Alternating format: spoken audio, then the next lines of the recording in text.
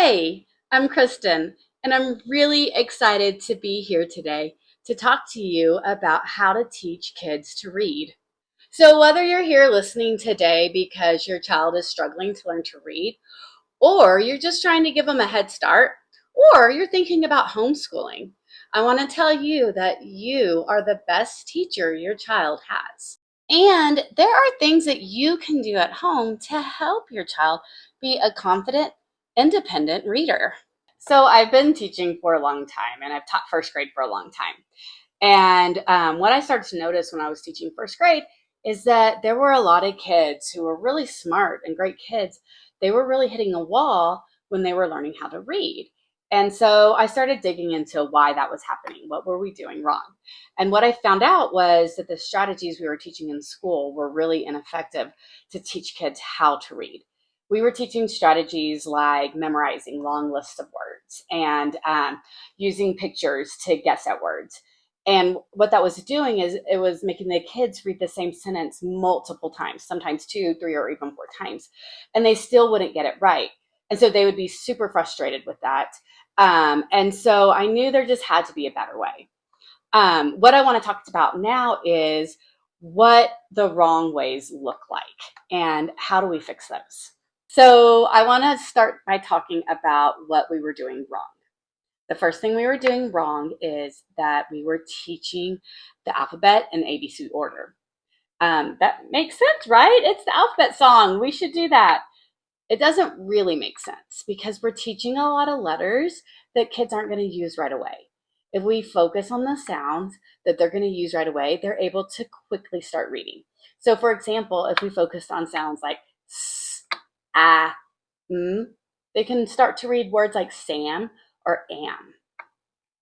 Another thing that we were doing is that we were focusing on letter names, not letter sounds. So we were focusing on the names of the letters.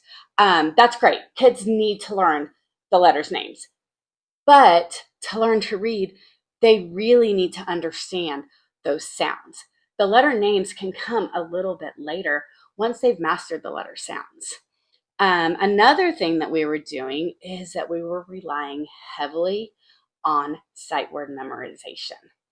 We were giving kids huge lists of sight words to learn and to practice every single night.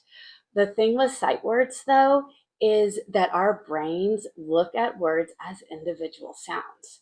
And so for a young brain to look at those words and memorize them, it doesn't really make sense to their brain. It makes a lot more sense to look at a word for its individual sounds and then put those sounds together to make a word. Another thing that we were doing, and this one's a really big pet peeve of mine, is that we were encouraging kids to guess words based on pictures. This sets kids up for failure. It is a really hard habit to break, and it's really not sustainable. When kids get older, there are going to be no pictures in the chapter books that they're reading, so it's not a good skill to teach at all. Many times kids will guess the wrong word and get very frustrated because once again, they're having to read those sentences multiple times instead of just one time. We were also teaching uppercase letters and lowercase letters at the same time. Kids need to learn uppercase and lowercase, but they can learn lowercase first and then later on add the uppercase. Once again, it makes more sense for their little brains to just focus on one thing at a time and realize that that letter is representing a sound, and then later on introduce the idea of uppercase letters. The next thing that we do differently is that we teach the reading procedure. So what does that mean? What is the reading procedure? So the reading procedure is the how-to of reading. We explicitly teach them to start with the first sound, then move to the next sound, and then blend the whole word to read the word. And we do this over and over again because they need all of that practice. Another thing we do is that we prioritize repetition to create automaticity. So for reading to become easy, kids cannot think when they come to a word, what is that letter? What is that sound? They need to know it automatically. And so the only way to do that is to practice it every single day until it becomes automatic. Then also we teach letters by frequency. So what does that mean? So we don't teach the ABCs according to the song.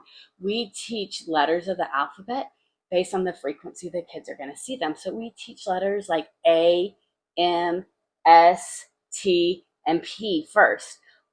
Teaching those letters means that they can start reading very simple words right away.